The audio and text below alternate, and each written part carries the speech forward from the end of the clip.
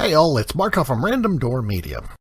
The Marvel Cinematic Universe, or the MCU, has had a pretty big impact on the movie industry. The first three phases of the MCU brought Marvel comic book stories to life, with the climactic movie Avengers Endgame bringing in over $2.7 billion. Today I want to go over some of the background stories from various characters from the movies. You see, I first started reading comic books in the early 1980s when my big brother used to buy them, read them once, and then give them to me. I have been reading and collecting comic books on and off since the mid-1980s. The titles that I was into when I was young was Rom Space Knight, the story of a man from another planet that gives up his humanity to become a spacefaring cyborg knight. However, as I became an adult, I was drawn to the X-Men storylines and have collected and read many of the X-Men stories, including X-Factor, New Mutants, and so on. When the X-Men movies came out in the early 2000s, I was disappointed to discover that the movie writers did not really stick to what was in the comic books, and character backgrounds and relationships were rather different from those in the comics. You actually go outside in these things? What would you prefer? Yellow spandex? Yes he would. Therefore, when the Iron Man movie came out in 2008, I was pleasantly surprised to see the movie honored the character's origin. This is the Iron Man background taken from issue number 6 of the Marvel Universe Deluxe Edition from 1985. Tony Stark was the son of industrialist Howard Stark and was a technological genius. While in Vietnam to supervise a field test of weapons, Tony tripped a booby trap and had shrapnel lodged in his chest. He was then captured by the communist leader Wang Chu, and he agreed to manufacture a powerful weapon, hoping to buy time and access to tools. Teamed up with fellow captive Professor Ho Yinsen, they constructed a suit of iron armor equipped with powerful weaponry. Ho Yinsen sacrificed himself to buy Tony enough time to power the suit, and the suit was used to avenge Yinsen's death. Tony escaped with the aid of pilot Lieutenant James Rhodes. Other than changing the location from Vietnam to Afghanistan, the origin of Iron Man in the 2008 movie is really darn close. Good job, Marvel Studios. Thor from the Marvel Universe issue number 11 from 1983. Thor is several thousands of years old and has had many adventures. What we are looking for is the beginning of Thor's comic book stories. After becoming a proud and headstrong warrior, Odin decided it was time to teach his son humility. Odin sent Thor to Earth, stripped of his powers and memories. Thor had taken on the name of Donald Blake, a medical student, and spent 2 years attending to the sick before regaining his memories and powers as Thor. The 2011 Thor movie fast-forwards through Thor's redemption, but they at least kept the premise intact. Thor was a proud and headstrong warrior. Odin decided it was time to teach his son humility by sending him to Earth with no powers. His name is Donald Blake? Dr. Donald Blake. Sir?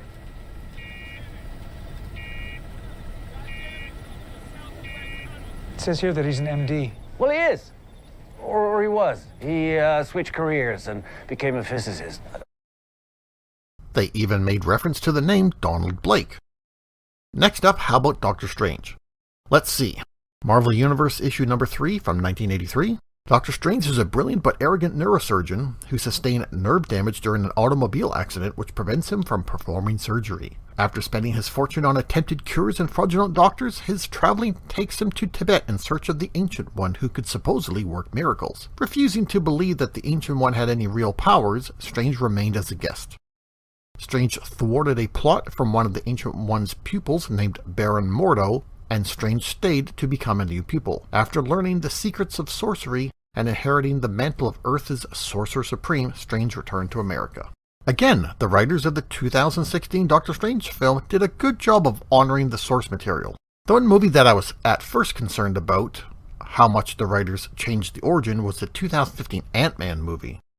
My knowledge of this character was Hank Pym, the scientist that created the shrinking and growing technology as well as the Ant-Man hero persona.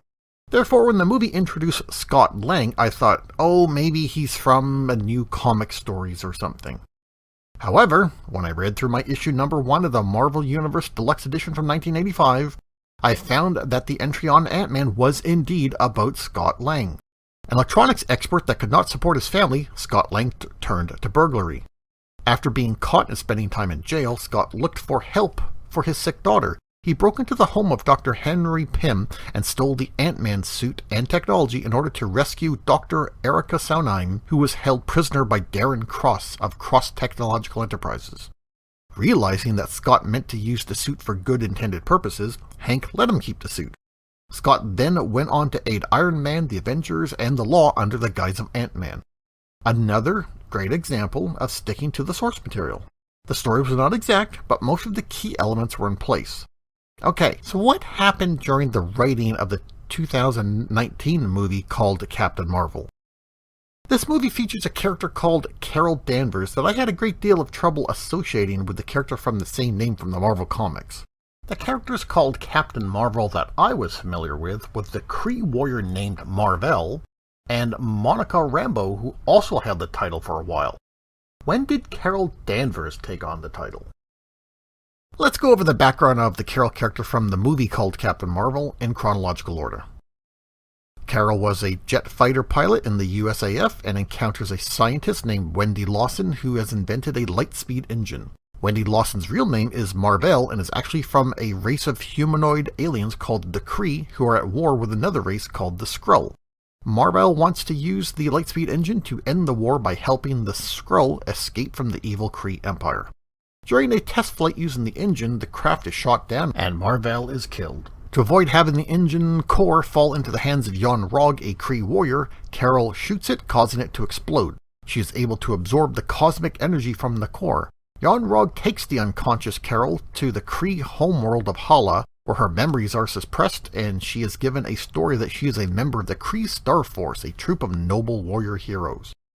For the next 6 years, Carol is trained in the way of a Kree warrior and has a power dampener on her neck to keep the core-given cosmic powers in check. Carol has vague memories of her former life in the form of dreams. The power from the core allows Carol to emit photon blasts from her hands, which allows her to perform various feats of strength. She returns to Earth, chases some Skrulls, encounters friends from her past, and discovers that the Skrulls are not the enemy. They only seek escape from the oppressive Kree. Carol learns who she really is, overcomes the power dampener to unleash the full ability of her cosmic powers, which provide her with more powerful photon blasts, a high degree of invulnerability, the ability to fly without external means of propulsion, and the power to destroy huge spacecraft by flying through them. After defeating the Kree battleships and sending them packing, she flies into space in order to escort the Skrulls while they look for a new home.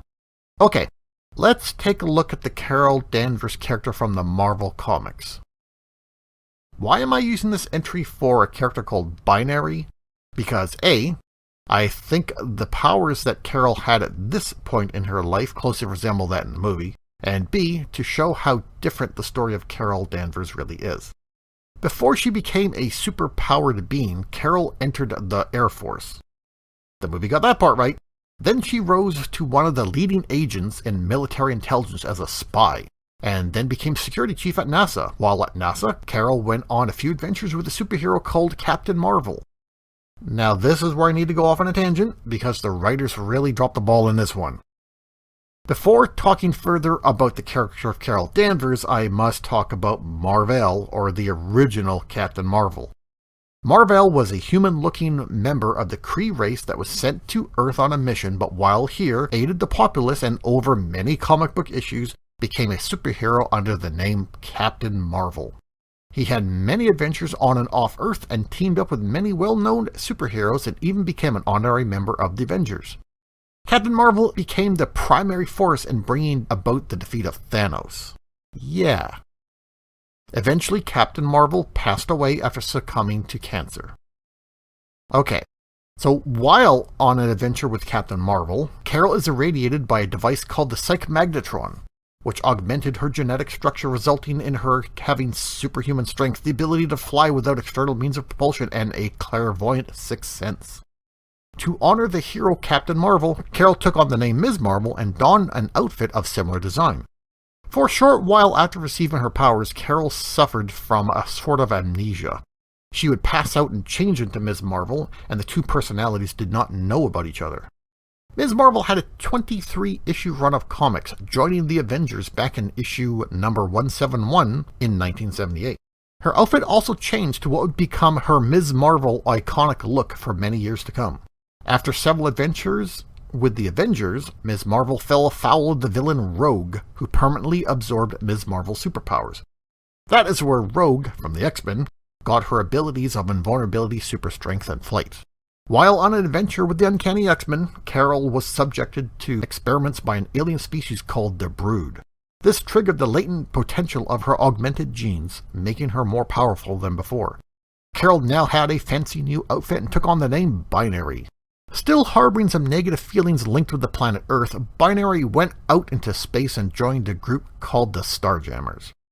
After more adventures, Binary's power level dwindled until Carol finds her abilities back to how they were as Ms. Marvel. She then returns to Earth and rejoins the Avengers under the name Warbird. During this time, Carol succumbs to alcoholism and a sort of loss of identity, after going from no powers, to having powers, to losing powers, to having great powers, and back to some powers again.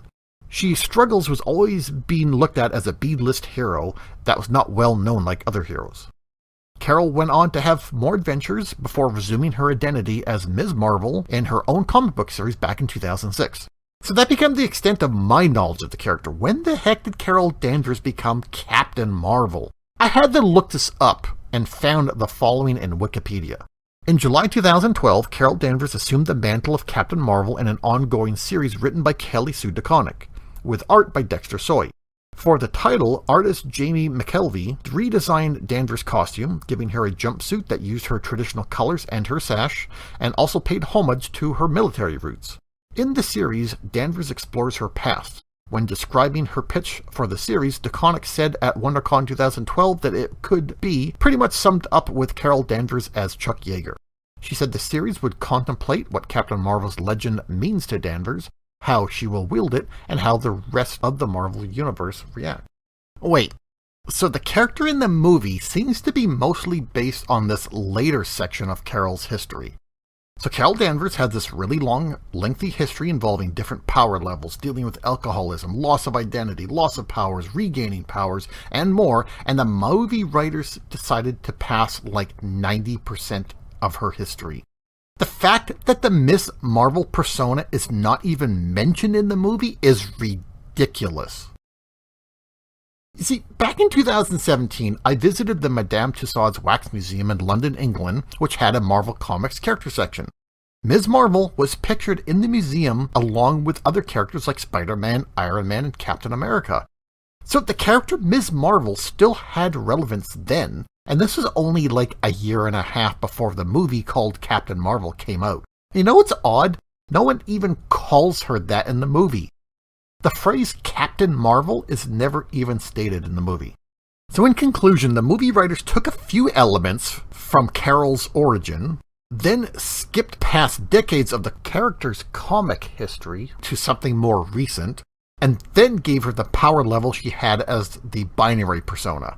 Essentially, she's like a Frankenstein-style character, with pieces of the same character, but from different times in her history. In addition to that, they radically changed the character of the original Marvel to the point that the character's not even the same. The sad thing is that we will never get a Carol Danvers Ms. Marvel movie or television show, especially since another character in the MCU now has that title. Nor will we ever get a movie about the original Marvel Captain Marvel, because both names have been used by other characters. I have no issues with anybody that enjoys this movie, to each their own, but for me, from the point of view of a comic book adaptation, I think that Marvel Studios really dropped the bomb on this one. Please leave Rom Space Knight alone. Oh good. Phew. Well, that's all I have to say about this subject. If you enjoyed the video, consider subscribing to the channel. If you did not like the video, I thank you for watching until this point. Take care all.